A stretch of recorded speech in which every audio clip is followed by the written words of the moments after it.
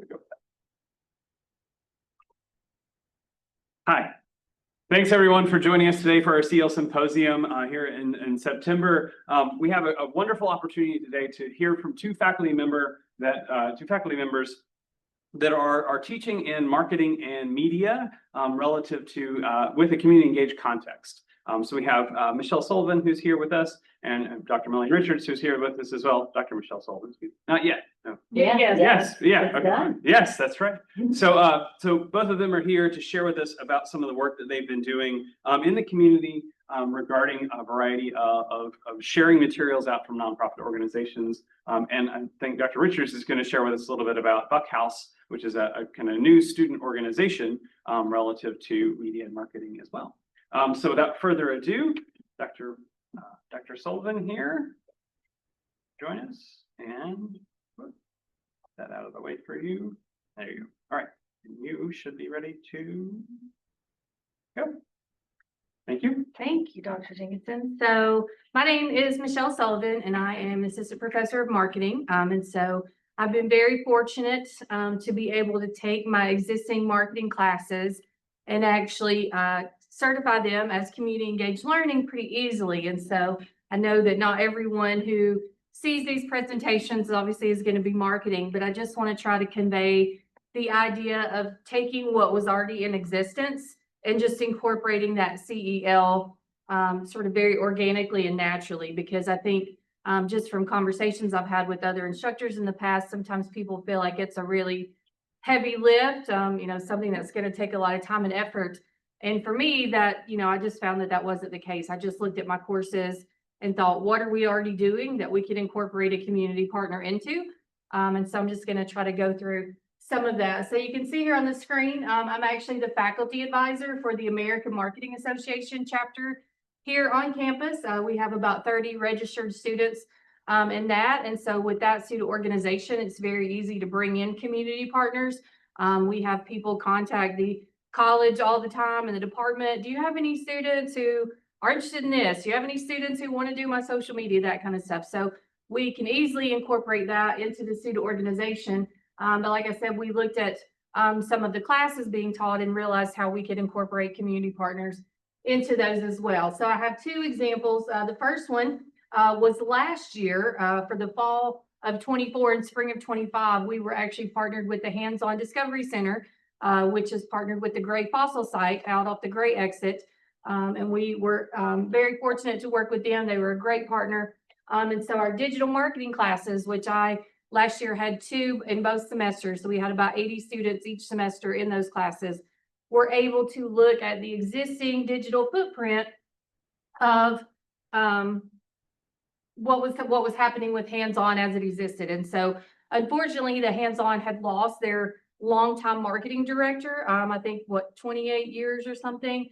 That person had been in that role that had left that position. And so as a nonprofit, you know, it's really hard to, you know, find money in places and replace that. And so we were able to use the students in the class because this is the work that the course was already doing. So for example, in the course before a community partner, we would just have the students choose their favorite brand, choose your favorite, you know, company, someone that you already purchased from, and you know, look at their social footprint and see what's happening. What kind of engagement are they getting? How much do they post? Where do they post? Things like that. So students were already doing that. So it was very easy just to replace that choose your favorite brand with Hands-On Discovery Center. And so it was almost like a cut and paste, right? You just take one out, plug the other one in. The class really didn't have to change at all, except for it was very important that I learned that I needed to make that very clear on every single assignment. This assignment is related to Hands-On Discovery Center. And so we came across a few hiccups. Sometimes the students, I think, just from being Gen Z and being used to acronyms online, wanted to call it HODC for short. And then when they would do a Google search for HODC, they would come up with some housing development something. And so I got some assignments in the beginning where students were turning in assignments for some housing development thing. And I was like, what are they doing? And then I realized that they were Googling HODC instead of Hands-On Discovery Center.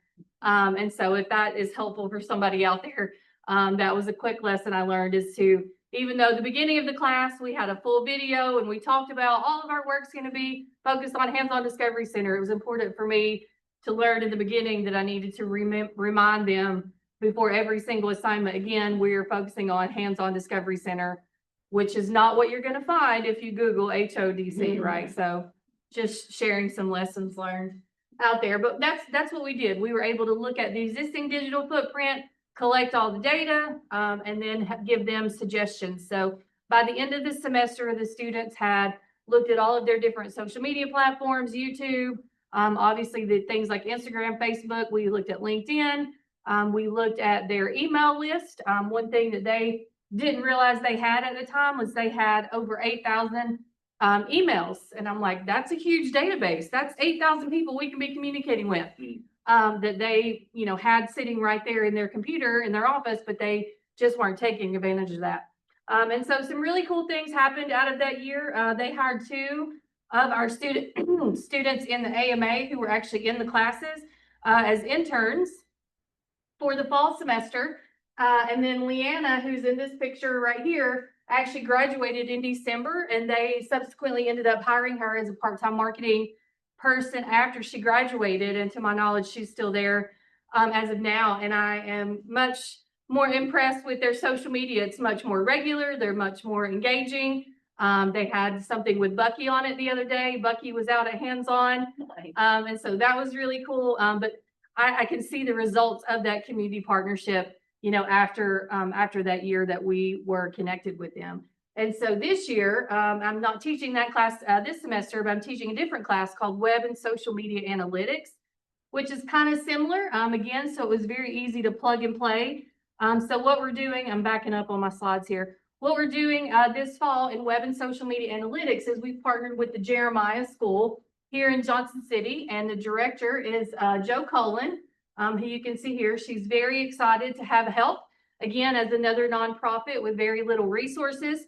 They are a completely donor-funded school, so donations is something that they struggle with, and we need to help them use their social media and their digital presence to be able to target specifically, donations to help fund the school. Her teachers' salaries are completely donor-funded. The building was donated from donors, and so this is a really big, mission that and drive that the school has, and so she's really excited.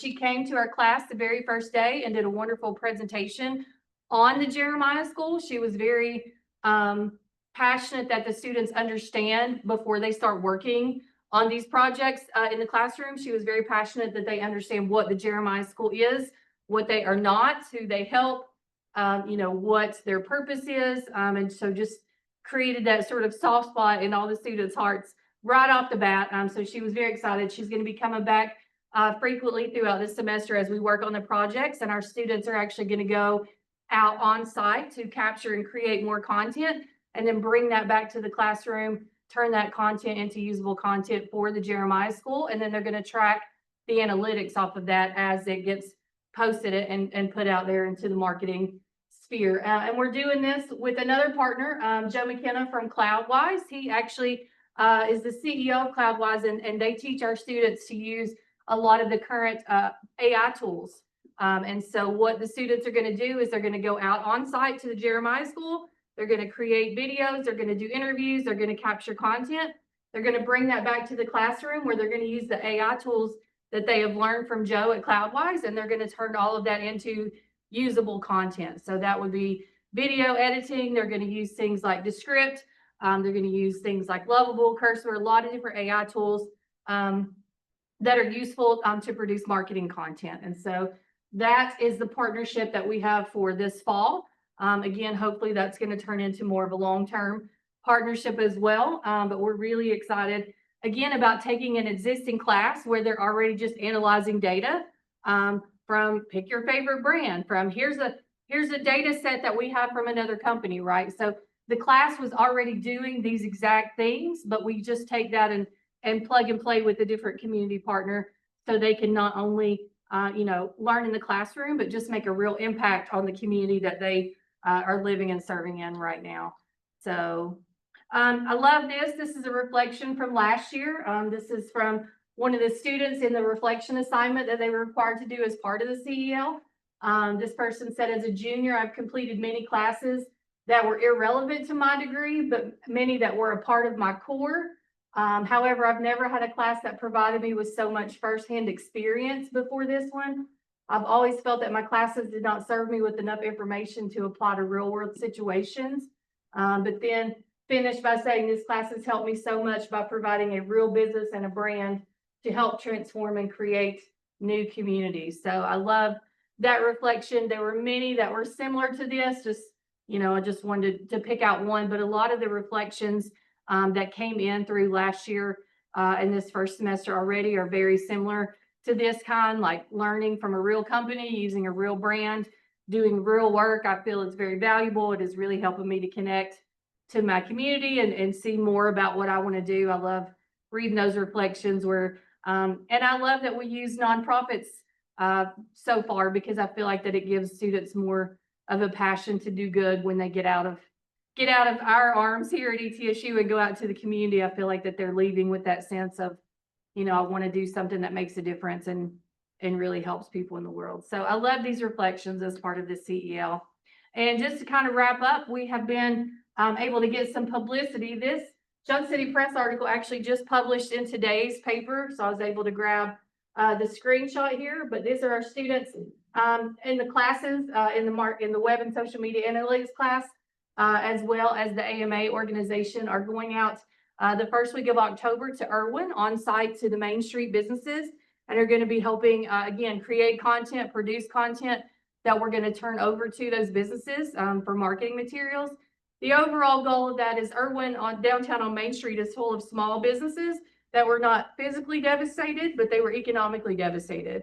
So downtown Irwin wasn't taken out by the hurricane, but they were affected because all the roads and bridges and devastation on the perimeter of downtown affected their businesses. And so the idea is to create sort of Irwin is still open, please come back kind of a marketing campaign. So it's called Irwin Rising.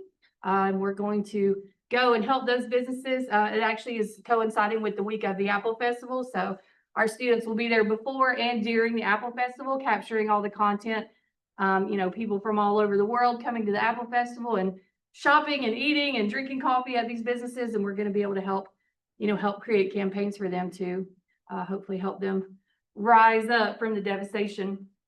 We actually were on a closer look with Crystal Carter last spring. That's a local show, a local morning news show here in the area as well. And so I just want to brag a little bit about what we're doing. And then with that, I would take any questions and feel free to contact me anytime. For those of you that are watching this recording, I'm happy to help in any way I can, answer questions, make suggestions, share the lessons I've learned already, because that's a lot. I was going to ask about the lessons you mentioned earlier around the HODC clarifying language, and that what are maybe one or two more lessons that you learned in the process about connecting with community partners or connecting the partner's purpose with your students? I think it was important for me in both cases.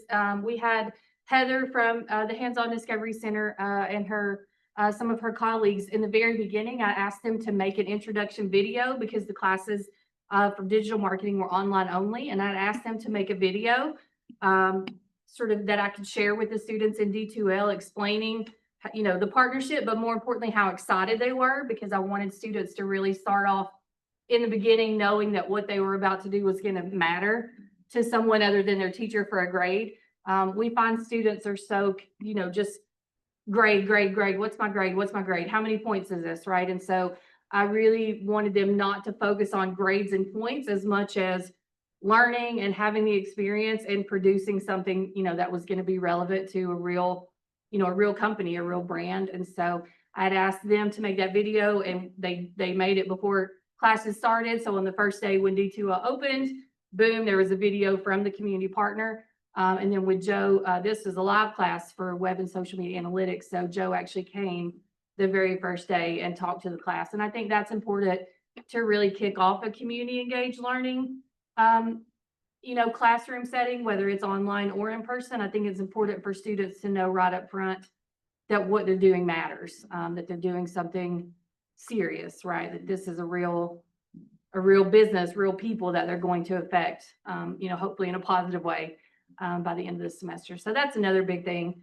And I think the other thing is just really connecting them to, again, what they're doing makes a difference, right? So they can see the results. So when the students were able to see some of the suggestions that they had made for hands-on actually be implemented in a strategy, and they felt like, oh, I had, you know, I made that suggestion or I had something to do with that. I think that that was really important. And so I think as instructors, for me, it was important to kind of constantly remind them, you can use this in a portfolio, you can use this on a resume, you can use this in an interview discussion.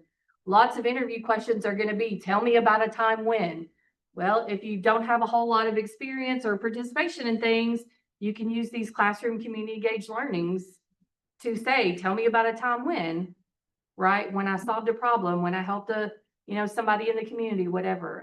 And so just kind of reiterating that throughout the semester, especially in the online setting. Online is, you know, as all of us know, is very different than a live class. And so it was good for me, I would say, to navigate my first CEL in an online setting, because for me, I think made the live setting and communicating that much easier, because it was much more challenging to figure out how to communicate that to an online class. But I think we did okay. It's just, you know, sort of constant reminders and showing them, walking them through the steps and them connecting those dots, and then actually being able to see something that they suggested, happen for that community partner, was really, really cool. So I hope that answered. Great. No, that's great. Answered your Wonderful. question. Wonderful. Anything else? Cool. All right. Well, thank you so Yeah. much. Thank you very much. Thank you, Dr. Sullivan. All right. Thank you. Thank you for that. Now we're going to transition over here.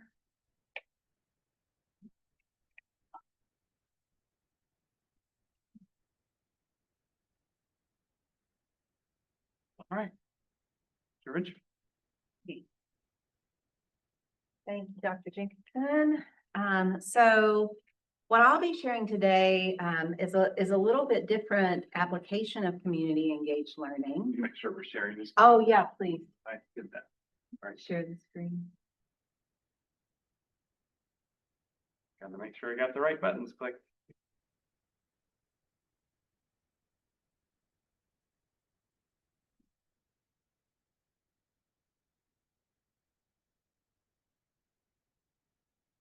There we go. Now we're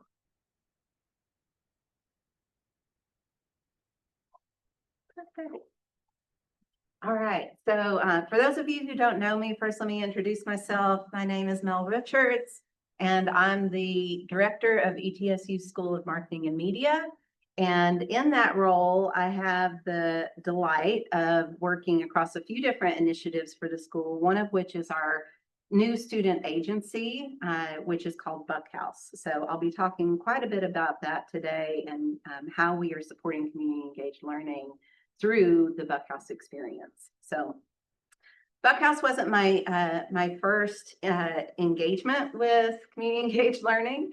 So before the school was even created, there were two courses that I was teaching that were CEL certified, both my undergraduate media and communication 3500 audience insights, and then also it was actually PUBR 5325, our brand insight and analytics course.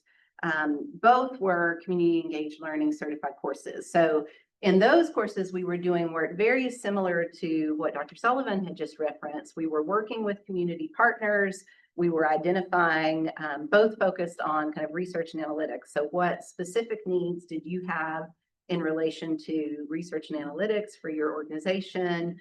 Making sure that that aligned with the learning outcomes of the course, and then building that in as, full semester project experiences where we were working with that community partner to support both the partner and the students' learning outcomes, and then making sure that they were critically reflecting on that experience. In addition to integration within coursework, this is also an area of scholarship that I've been invested in over the past few years. I had a publication most recently with Dr. Dubé in computing in relation to how are we leveraging AI. So again, another area that Dr. Sullivan and I intersect in our interests, but how are we leveraging it in ways that support project-based service learning? And how are we doing that in a way that both on a community level, but then on a broader level, impacts sustainable development according to the UN's guiding principles.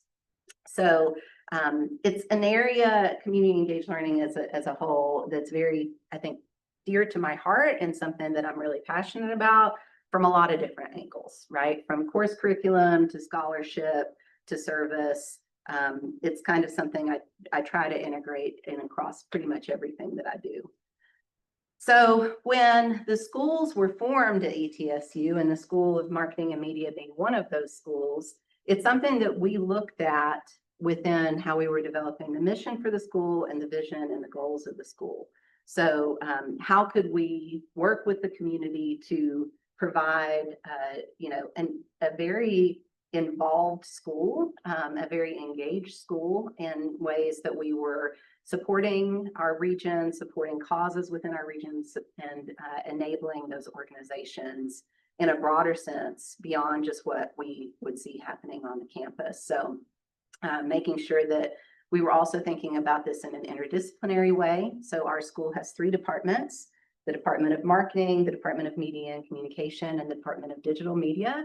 So across those 3 departments, also, how are we coming together to better serve our region and the needs that we have within our region to create an impact? Some of the things that we were looking at as far as this academic year for goals for the school, again, the interdisciplinary aspect being strong on that and faculty collaboration. But then you see a lot of the focus too on industry partnerships. And that includes, when we think about industry, including nonprofit, including cause-based organizations, and how are we supporting those kind of connections and that kind of impact within the broader community through what we're doing within the school. So one of the ways in which we were doing that, a major way in which we're doing that, is through our Buckhouse Student Agency. So schools, again, established by ETSU starting fall of 24. I came into my role October 1st of that same year. Buckhouse Student Agency kicked off in January of 2025. So relatively new still as a offering within the school and for the institution, but has grown very, very quickly in what we are working on. So a little bit at first about what Buckhouse is. Buckhouse is a student-run marketing and media agency. So what does that mean? Students are working on different projects for real partners, campus partners, community partners. They work as a team under the guidance of a faculty member. So you have that mentorship in place, and we want to make sure that that's a part of this because we want those high quality deliverables that we are providing to our partners. And the different types of projects that they may work on cross a variety of functions across the school. So again, between marketing, digital media, media and communication, you have a lot of different skill sets and things that we can deliver as far as value creation for the partners that we're working with. Everything from marketing strategy, PR, audience research and analytics, campaign development, you name it. If you have a question about, is this a fit for Buckhouse, and it's anything within that marketing and media space, the answer is most of the time going to be yes. So a few of the functional areas that we focus very specifically in, and we have, I think, major strengths in between marketing strategy, research and insights, Pepper Productions, and apologies for the way that this is rendered, but that's an area where we've gotten a lot of client requests because it's video content creation. Almost every organization has a need to tell their story in some respect, be that a story for a nonprofit organization around a cause, or for a for-profit business that's trying to build the brand awareness and gain customers in their customer base. Video storytelling is increasingly a need that most organizations have. Digital art, research, talent, that includes graphic design, animation, and then Prism, our public relations and social media management function. These are some of the top requests and client kind of project requests that we've been getting through. but the services are quickly expanding beyond that we can offer. Some examples of some work that has already been completed within Buckhouse, again, just kicked off in January, but already have quite a few projects under the agency's belt. So one of the first clients that Buckhouse worked with was NESE, the National Survey of Student Engagement. And so the goal with NESE was to be able to increase awareness of the survey among the student population and increase our completion rates for ETSU. So this project was taken on by a group of faculty, mentor, and students who executed both digital tactics, digital signage around campus, table tents at the cult, a combination of video too was incorporated. So social media kind of interviews that were then broadcast as little snippets about, well, why should I do the NESE survey? Well, here's how it benefits the larger community and you by proxy. We also had a major partnership with ETSU's Army ROTC program where we created recruiting videos. There was a filming day that they did, and the cadets were doing exercises for ROTC. So they were able to really capture a good view of kind of an in the life day of an ROTC cadet. And I think deliver, what would the experience be like if this is a path that I wanted to take? ROTC is going to be using that video and then other marketing support that was created as part of the campaign to also really focus on recruiting new nursing students into ROTC. So that was a major focus for them. Some other types of clients that we're working on, just some different examples from over the summer. ETSU Strong Brain Healthy Workplaces initiative for that institute. So testimonial video, also different uses of that across various digital channels. What is the Strong Brain Institute? What is Healthy Workplaces? How does Healthy Workplaces potentially benefit my organization? Is that something that we would want to be Healthy Workplace kind of certified? ETSU Roan Scholars, again, promotional video there for website placement, and then also kind of a celebratory longer term view of the Roan Scholars program's impact over time. And then Dr. Sullivan was actually our faculty lead for the UMC Niche partnership. Niche, if you're not familiar with it, it's a site that looks at universities that prospective students and their families might use to understand the university's ranking. If it's, one that they're considering, how does it rank across relative dimensions as far as student reviews and other aspects of student experience. And so our goal was to influence the control what you can control, positive reviews that we might be able to gather for ETSU to help with that ranking. So Dr. Sullivan and her team of students worked to intercept students to create reviews in areas where we thought that students might be more likely to be more positive in their feelings about ETSU. So, and I don't know if you want to speak a little bit to that experience, just not to put you on the spot. But No, well, our students over the summer were on site at every orientation in June and July. And so we were able to capture not only new students, but also parents and alumni. And so we were assuming that people who are just now coming to ETSU were really excited and going to be in a positive review type mood. And we found that to be the case. So we were able, to capture a lot of those reviews from orientations. But it was really beneficial not only to get students, but alumni and parents who were happy, very excited to tell their story as well as their student with them. So we had a lot of parents, alumni that were here during that time as well. And then also just giving those students, that's a speaking opportunity, right? So professional skills, walking up and talking to strangers, really helps them in a lot of ways that they don't really understand yet, even for their future. So it was exciting to see them kind of grow and blossom throughout the summer, because with more experience, you could see them just becoming more professional at every event. So it was really cool. It's been a really beneficial experience to what Dr. Sullivan mentioned as far as, the learning outcomes that they're getting outside of the classroom, as well as the impact that they're having on the community partner. And I should also mention a really important aspect of when we were creating Buckhouse is that we wanted to ensure that these student opportunities would be paid opportunities, because we recognize that there are a tremendous number of students at ETSU who are first generation students. And we didn't want them to have to choose between, do I do extra work at my normal job to help pay the bills, or do I take on these portfolio building opportunities and have to choose between one or the other? We wanted them to be able to choose the portfolio building opportunities that will also help pay the bills. So that's something that we were really interested in as an important part of what we wanted to deliver.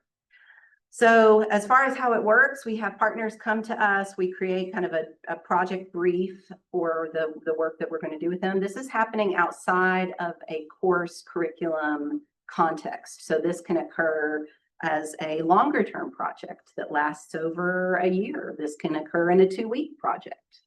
It can be very flexible based on what the project request is. So we cover that within the project brief. We determine, what does the statement of work look like? How expansive is this? Again, what's the timeline look like? What's the budget?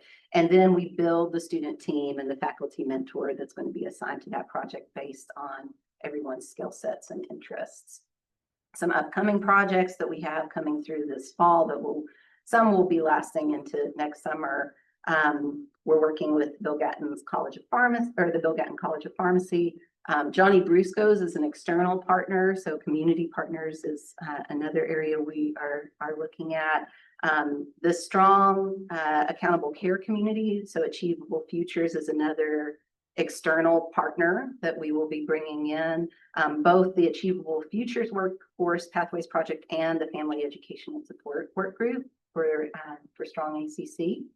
And then the Women's Voter League of East Tennessee also is an external partner that we're working with. And as of just recently, we also learned that we were awarded some funding to help with the long-term recovery efforts from Hurricane Helene. So we're excited to be able to do that with 2 other campus partners between our Sport and Recreation Management program and our Appalachian Studies program. We're going to be doing some cool things in relation to the Tennessee Main Street Initiative, and thinking about, small business recovery, and also thinking about mitigation of future impacts if another disaster would strike. So next steps, we're looking at agency services, broadening what we currently offer. There was an interest in more event marketing and management services to different, conferences and symposiums and community events, and also, business kind of for-profit events that may be able to support throughout the region. So that's one thing we're looking at in cooperation with Sport and Recreation Management and management within the college. We're pulling in more faculty as mentors. We're pulling in more students get involved. We're increasing our community connections.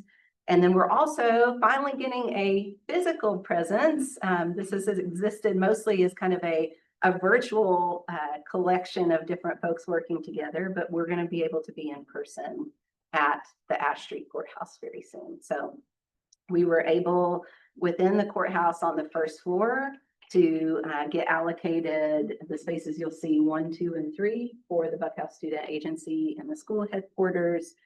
So we're hoping to be in there fully operational by end of fall semester, continue kind of working virtually in different spaces until then, but then by spring we'll all be together for presentations, client meetings, pitches, all of those kind of good things, and students working together on projects. So we're excited about that.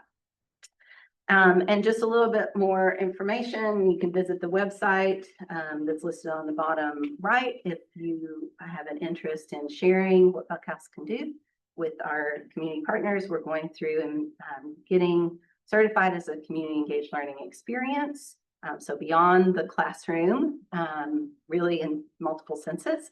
And so we're excited about that as well. So yeah, that's all I have to share. Questions? So how many students total are currently involved in Buckhouse, and in that the group, what's kind of What are they all marketing students, or how are they positioned in the Yeah. marketing program, undergraduates, graduates, all of the above? Yeah, good question. So it's students across any of the areas within the school. You can be a major or a minor within marketing, media communication, digital media. You just have to have either a major or minor in one of the areas within the school to get involved. And then as far as total numbers that we've served, or the total students that have been engaged so far, it ranges between, I'd say, 2 to 6, depending on the project, as far as the number of students assigned, just depending on the scope of the project. So across all of our projects right now, between 20 and 25 students have had experiences. But we're getting more and more requests in, and students are getting assigned every day. So we are excited for those numbers to continue to grow. And as far as levels, there's been both undergraduate and graduate students who have been involved. When graduate students are involved, in many cases, they've served more of a mentor kind of capacity to the newer undergraduate students who are still kind of building and developing their skill set, which has worked really well. Sure. Yeah. So I'm just curious about how are you actively marketing your own services, right? And how Yeah. you're marketing it both to students at ETSU, but also externally. How are people finding out about it? Yeah, whole lot of word of mouth, Okay. which has been exciting because we haven't done any active kind of paid marketing efforts. But the story, I think, has caught on really quickly, and we have been able to share that story through more of a kind of PR approach. We've worked with the Dean's Executive Council. We're working with different community organizations to present at different meetings that they already have scheduled. We've been able to get pulled in, like I mentioned, the long-term recovery effort. I have a meeting with United Way this Friday to talk about potential integration also with what they're already doing. So we have been very fortunate, I think, because of the word of mouth kind of story about Buckhouse and the connections that a lot of the faculty who are working with Buckhouse and I'm fortunate to have with our community partners already. So we've been able to build that way. Great. Lovely. Yeah. May I ask a question? Yeah. I'm curious, sort of, what does the compensation look like with a contract, and how are the students compensated for their time? Mm-hmm. So the contract is set up based on what the student tasks are going to be. Typically, we try to price contracts about roughly 70% of what you would pay if you were going to work with an external agency, recognizing that this is student talent. And sometimes there are things that may take a little bit longer, or we need to go through an additional revision, and it may not be exactly as efficient as working with a full service marketing firm. So we do try to get that cost benefit value beyond just, you're working with students, you're building the next generation, you're building a talent pipeline. There's also a cost benefit for the organization that is working with us. So the students, when they sign on, they are contracted for their services at a specific rate for the project. And that is taken into direct account into how we price the project. We are not a revenue producing arm of ETSU. That was never the goal. The primary goal was to deliver great student experiences and learning outcomes, and to ensure they're getting paid fairly compensated for the work that they're completing. Now, the rates at which students are paid, again, can vary depending on what the project is. So is it something where they're taking on a 6-month commitment and they're doing a lot of intensive video production work, versus are they on a 2-week engagement creating a few kind of social media, designed posts? That'll vary based on what they would receive. But we just try to take into account what the market rates for those kinds of things would look like.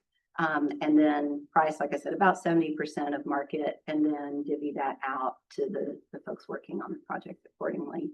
And faculty mentor is also, because this is an additional lift that we're asking faculty to take on, there's compensation there for the faculty mentor as well within the model. Great. Sounds like it Thank you. really reflects the kind of contract model that someone could go out in industry and find themselves in as well. That's right. That's right. And another thing that we have explored too is to be able to encourage and support if it's a, you know, a new nonprofit organization or cause-based organization or kind of a new startup, to make it accessible is, you know, is there grant funding opportunities for this kind of work to be able to support it? And that's what we found to be the case with, as I mentioned, with some of the long-term recovery efforts. We're able to get alternative funding sources in place, not necessarily grant in that situation specifically, but there are opportunities for alternative funding sources for these kinds of things that we want students to have those experiences.